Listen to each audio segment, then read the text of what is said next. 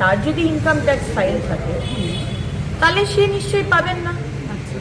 কিন্তু তার কোনো যদি ইনকাম ট্যাক্স ফাইল না থাকে তাহলে সে তো অবশ্যই পাবেন। সুতরাং এখানে যে অ্যাপ্লাই করছে তার বিষয়টিকেই মেনলি দেখা হবে।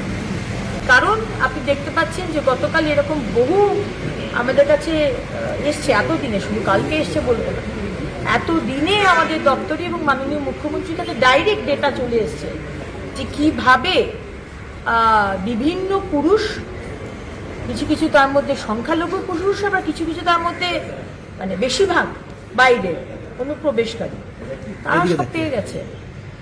আপনাকে বারবার বলা হয়েছে খারিজি মাদ্রাসা আমরা অনুমোদন করি না, এটা ইলিগাল। এখন আপনার ছেলে মেয়ে যদি খারিজি মাদ্রাসায় পড়ে, ইনকাম ট্যাক্স আপনি দিচ্ছেন, আপনি ভ্যাকসিনেশন নিচ্ছেন না, এই বিষয়গুলো আমাদের ডেটা দরকার। কারণ আরও অনেক কেন্দ্র সরকারের যোজনা যেগুলো এতদিন আগের সরকার করতে দেয়নি, আমরা সব খুলব। সুতরাং ডেটাগুলো আসুক এবং মাননীয় মুখ্যমন্ত্রী বলেছেন 3rd জুন আমরা শুরু করব।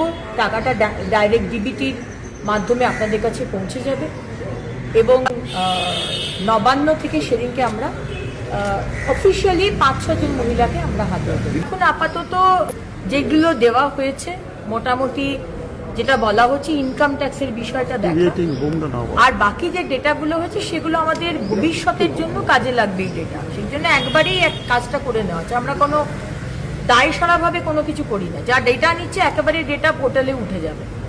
আপনি যদি মনে করেন যে আপনি অসত্য কথা বলবেন, আপনার 4 চাকা গাড়ি আছে কিন্তু আপনি বললেন আপনার গাড়ি নেই, এটা কিন্তু ভেরিফিকেশন হবে।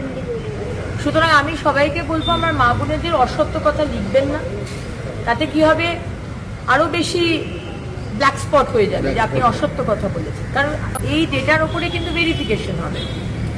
সুতরাং আমি চাইবো সবাই, এটা আমাদেরই টাকা এবং যে টাকাগুলো আমাদের আরো গরিব মা বোনেরা রয়েছে তারা পাক, আমাদের যাদের সামর্থ্য রয়েছে তারা আমরা না